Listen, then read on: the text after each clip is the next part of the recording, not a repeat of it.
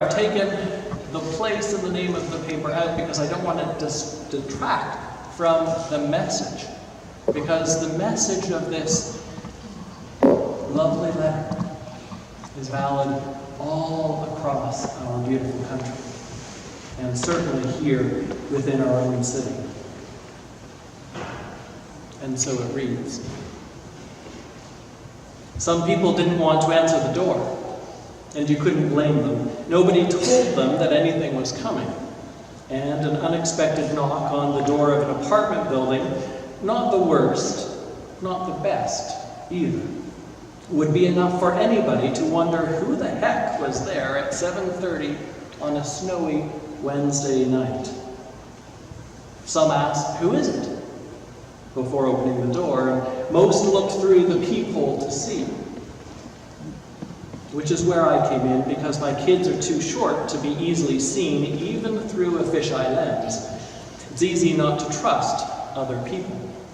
My kids would say, in their children's voices, "The Santa Claus Fund." And if that failed, I would just say, "A gift for you." Imagine 45,000 boxes for a second, each the size of about 3 shoe boxes, covered with what looks like Christmas wrapping, stretched as far as you can see in one giant warehouse. It's an immense undertaking. Now imagine the people you give them to, like glowing dots across the city, cooking dinner, attending to those children home on a Wednesday night getting by. On the night we delivered our boxes this year, the snow was blowing and it was cold, and we had 3 apartment buildings on our list. Again, not the worst, not the best. East side of town, near a highway. A 1-bedroom goes for about $1,300 a month. It's actually among the cheaper 1-bedrooms listed on local rental sites. Some online reviews over the past few years talk about cockroaches. Some mention bedbugs. Some mention a severe lack of response from management on repairs. The lobbies are dressed up some. There are worse places. If you don't have a lot of money to spare, it's a place to live. The city is great, but it's hard. The defining story of the city continues to be growing inequality. I grew up in Vancouver, where the real estate gold rush happened earlier. You either got on the elevator or the elevator doors snapped shut. And everyone who didn't get on the elevators had to watch them rise into a better place forever. The result was and is a widening chasm between the people who don't need help and the people who do. This newspaper has been trying to help those with less since 1906. It came from charity. You see, the founder, Joe Atkinson, was watching other children skate, as he often did, and a woman from his neighborhood asked him why he didn't join them. He couldn't afford skates, he told her. So she bought him some for Christmas. The boxes are simple. Some warm clothing, some winter mitts, a toque, and some socks. And some fun stuff, some toys and candy and a book. It's a small thing to many of us. But to some people, it's bigger, and it's an unexpected kindness. The money from this comes from the paper's readers, and the gifts are delivered by volunteers. It's a great experience. This year we parked the car, and my children and I walked through the snow from one neighboring apartment to another. Some people were home and some weren't.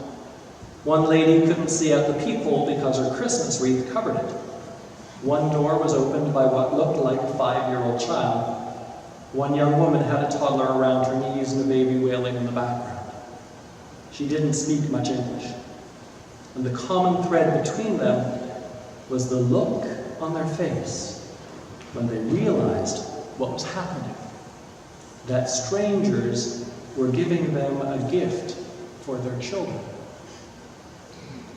You know how people say a face lights up? That's what it was like. It was human illumination. Kindness can do that. Empathy can do that.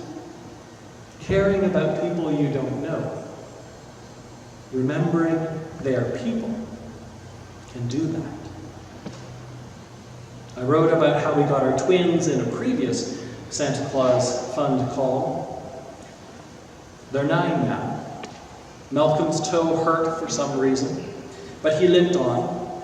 Elliot, the younger brother, kept his shorter legs moving, and honest to God, Lena, our eldest girl, said as the wind whipped between the buildings, "We're doing something good. That's what's keeping me going." Her heart's an ocean, that kid. It's easy to want to close the elevator doors behind you. There are entire philosophies designed around those ideas. It's so easy to be mean these days. It's better to be kind. Something else stuck with me. We were in an elevator headed down with 2 undelivered boxes, and a young man with a beard and a gray coat looked over my kids and me, and he said, "Is it too late to donate, to help with that?" It's great in this city and hard in this city. And there is a great power in the kindness of strangers. You illuminate people all over this city, all over London. People who could use it. When you give your time and your money, you make us better than you do. A story of love. Amen.